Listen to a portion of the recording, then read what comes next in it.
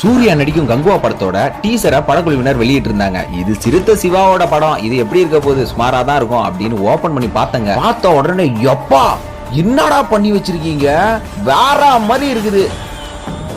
நடிகர் சூர்யாவுக்கு லாஸ்டா வெளியான படங்கள் எதுவுமே சரியா போலன்னு சொல்லியிருந்தாங்க. ஆனா இருந்தாலுமே இந்த ஜெய் பீம் அதுக்கப்புறம் சூரியரே போட்டு படங்கள்லாம் ஓடிடியில் ரிலீஸ் ஆனாலும் மக்கள் மத்தியில நல்ல வரவேற்கத்தக்க படங்களா இருந்துச்சுங்க.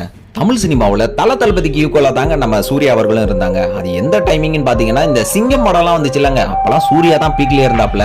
ஒரு காலகட்டத்துக்கு அப்புறம் நிறைய விஜய் படங்களும் அஜித் படங்களும் மோதி கொண்டதுனால சூர்யா ஓரளவுக்கு டவுன் ஆயிட்டாரு. இருந்தாலுமே 7ஆம் அறிவு அப்படி இப்படின்னு இடையில நிறைய படங்கள் வந்துச்சு. இருந்தாலும் 3வது இடம் 4வது இடம்னு தள்ளி போயிட்டாப்ல. சூர்யாவோட கெரியர்ல முக்கியமான படங்களான அயன் படமா இருக்கட்டும், 7ஆம் அறிவு படமா இருக்கட்டும், இந்த படங்கள் எல்லாம் தூக்கி சாப்பிடுற அளவுக்கு கங்குவா படம் வேற லெவல்ல உருவாயிட்டு இருக்குங்க.